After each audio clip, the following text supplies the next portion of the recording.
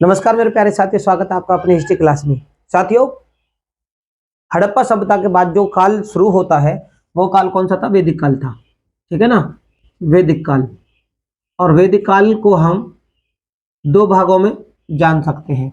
कौन कौन से भाग? एक भाग इसका पूर्व वैदिक काल, वैदिक काल, और दूसरा भाग जो है जो हम जान सकते हैं वो है उत्तर वैदिक काल। पूर्व वैदिक काल के अंतर्गत हम ऋग्वेद काल के बारे में जानते हैं, यानी ऋग्वेद संस्कृति के बारे में। पूर्व वैदिक काल में किसके बारे में? ऋग्वेद संस्कृति के बारे में, जिसका समय 1500 से 1000 ईसा पूर्व है। और उत्तर वैदिक काल के बारे में जो हम जानने की कोशिश करते हैं तो उसमें हम क्या जानते हैं? उसके बारे में हम जानते हैं यजुर्वेद, सामवेद, अथर्ववेद, उसके बाद उपनिषद, कल्पसूत्र, आरण्यक और उपवेद। और इनकी रचना काल क्या है, यानी इनका जो समय है उत्तर वैदिक काल का समय वो 1000 से 600 ईसा पूर्व है। उनके बारे में जानते।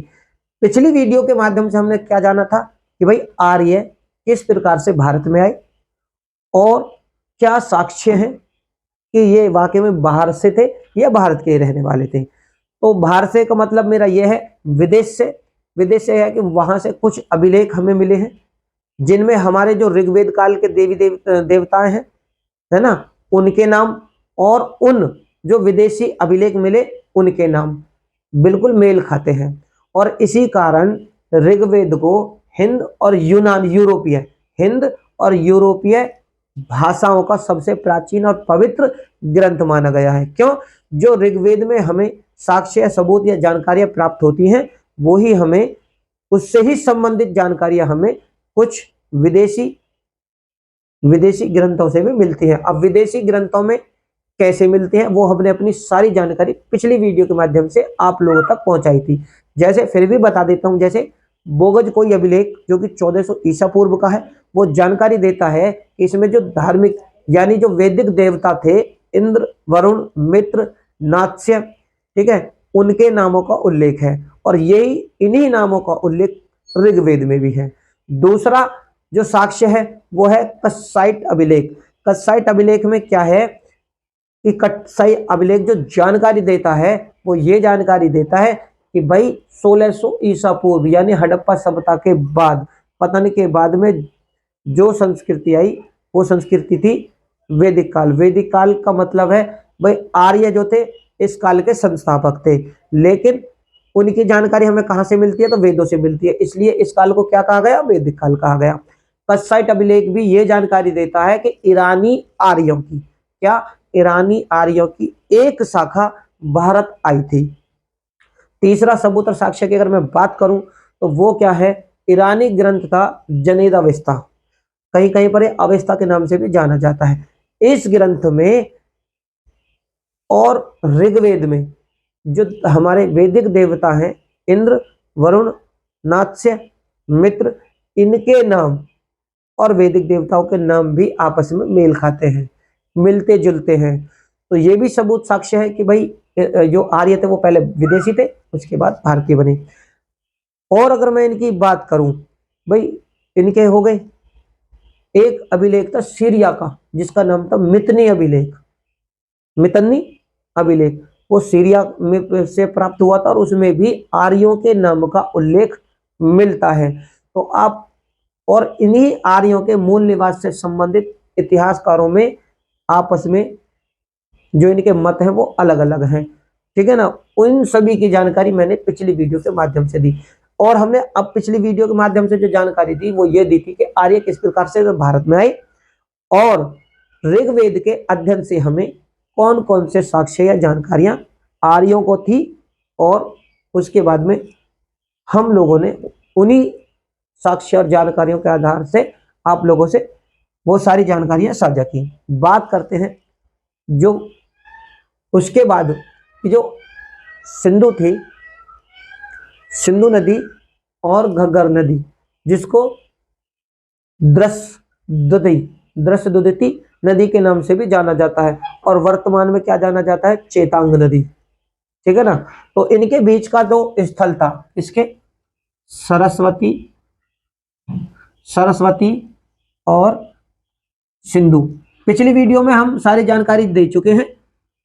ये आप इसे या तो ऋग्वेद आर्यों का भौगोलिक विस्तार समझ सकते हैं, या आप ये समझ सकते हैं कि आर्य जब भारत में आए थे तो उनको किन किन स्थलों की, नदियों की, सागरों की, ठीक है ना, पर्वतों की जानकारियां थी जो ऋग्वेद में है, और उन्हीं उसी ऋग्वेद का अध्ययन करके और हमें क्या साक्ष्य मिले वही हमने साझा की। तो देखो इसमें क्या है, ऋग्वेद में सरस्वती नदी और घग्गर नदी प्राचीन नदी है। घग्गर नदी को क्या है वर्तमान में चेतांग नदी, चेतांग नदी के नाम से भी जाना जाता है। ठीक है, ये क्या है घग्गर, और इसे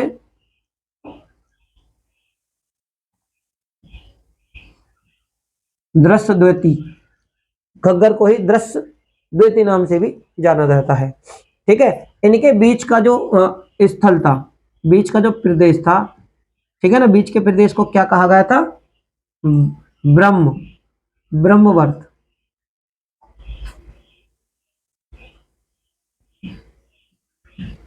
स्थल को क्या कहा गया, ब्रह्मवर्त। यानी इससे यह साबित होता है कि देखो आर्य को सरस्वती नदी जो कि महान नदी थी, सब महान नदी, नदीतम यानी नदियों में सबसे श्रेष्ठ नदी जो थी वो थी सरस्वती, और सबसे महत्वपूर्ण नदी जो थी आर्यों की वो थी सिंधु। ठीक है ना। अब आर्य जो थे उनका मूल निवास क्या था, तो देखो इनका जो मूल निवास था, आर्यों का मूल निवास था सप्त सैंधव। अब आप ये कहेंगे सप्त सैंधव ही क्यों था, सप्त सैंधव आर्य जो थे बहुत बड़े भौगोलिक क्षेत्र में उनका विस्तार था, जैसे कि अफगानिस्तान, पंजाब, हरियाणा, पश्चिमी उत्तर प्रदेश, ठीक है ना, सिंध, बलूचिस्तान, इन सभी में क्या है आर्य थे। लेकिन इन्हीं प्रदेशों को सप्त सैंधव नाम से भी जाना जाता है। आर्यों को 4 समुद्रों का भी ज्ञान था। आप ये कह सकते हैं कि ऋग्वेद के अध्ययन के बाद में हमें क्या पता चला कि भाई ऋग्वेद के काल में आर्य जो थे उनको 4 समुद्रों की जानकारी थी, या फिर आप ये कह सकते हैं कि ऋग्वेद में 4 समुद्रों की जानकारी थी। अब 4 समुद्र कौन कौन से थे, 4 समुद्र, 4 समुद्र थे अपर। 4 समुद्र कौन से थे, एक तो अपर था, पूर्व था, क्या नाम था समुद्रों का, अपर, पूर्व और शरणा, एक था शरण्याव्रत, कौन सा था, शरण्याव्रत।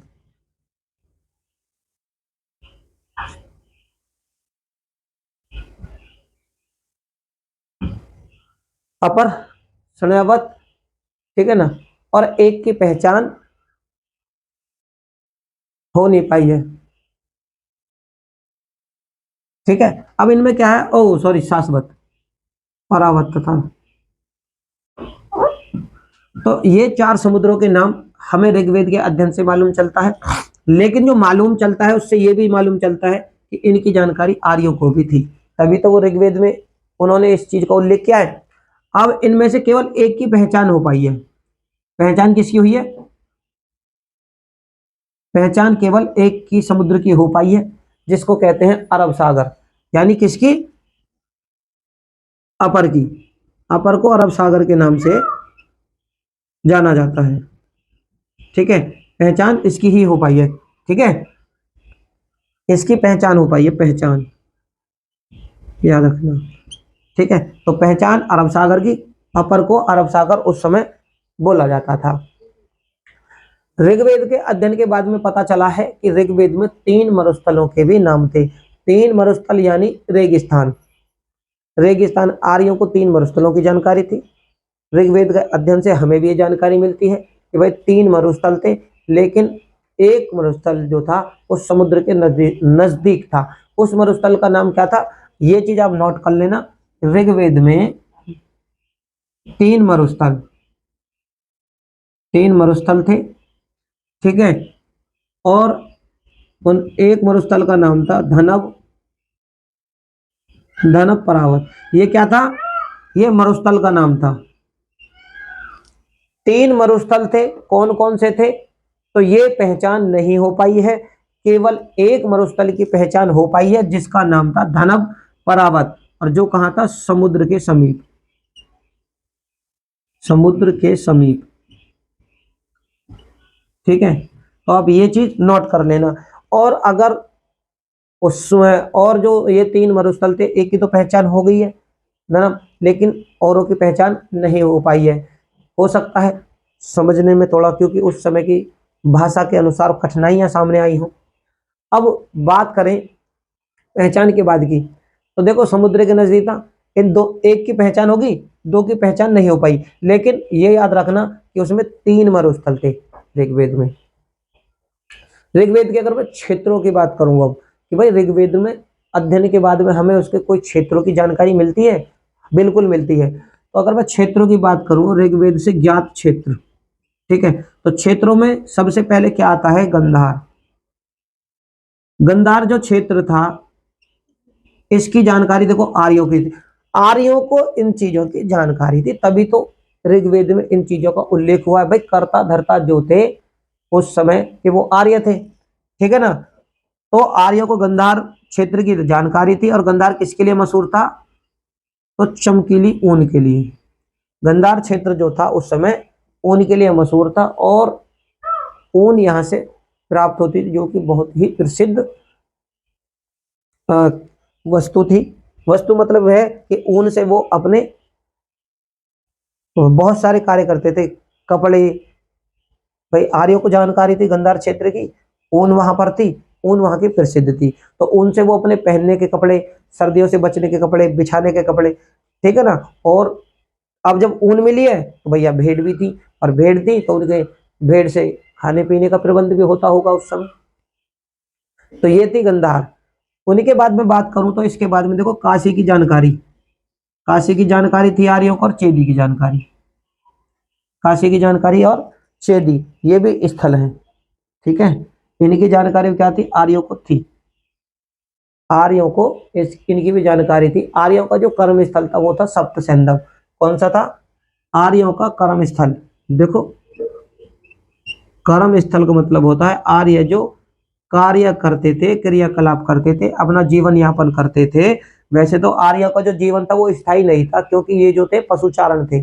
पशुचारण का मतलब होता है पशु चराने वाले, यानी एक स्थान से दूसरे स्थान पर इनको भटकना ही पड़ता था।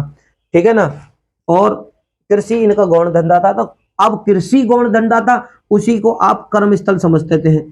ठीक है ना, जहां पर आदमी कर्म करता है, कार्य करता है, चाहे वो अपने जीवन से संबंधित हो या कृषि से संबंधित हो। ठीक है, या खान पान के लिए भी अगर किसी स्थल पर मेहनत करता है, कुछ चीज उगाता है और उसके बाद अपना जीवन यापन करता है, यानी खाता पीता है, तो वो उसका होता है कर्म स्थल। तो सप्त सैंधव था आर्यों का जो कर्म स्थल था, वो सप्त सैंधव। सप्त सैंधव। अब सप्त सैंधव के अंतर्गत क्या क्यों आती है, सप्त मतलब होती है सात नदियां। सात नदियों के स्थान को बोला जाता है सप्त सैंधव। इन सात नदियों में सिंधु, सरस्वती, सतुद्री, कौन कौन सी थी, सिंधु, सरस्वती,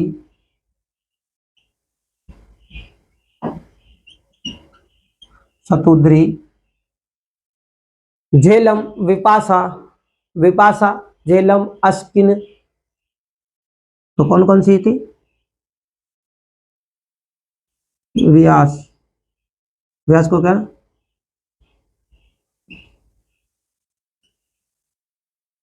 व्यास को विपाशा के नाम से जाना जाता है। और ये सतुद्री जो थी ये सतलज थी। क्या थी, सतलज नदी। ठीक है, पुरुषणी, पुरुषणी मतलब रावी।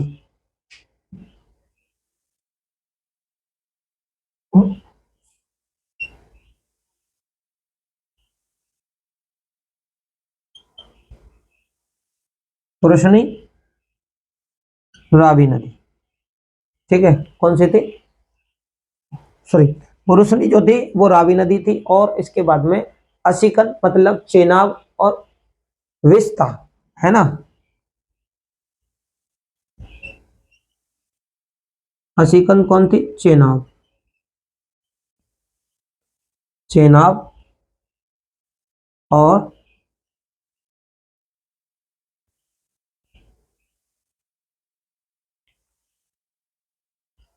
विस्ता जो थी वो झेलम नदी थी। कौन सी, वित्सका झेलम।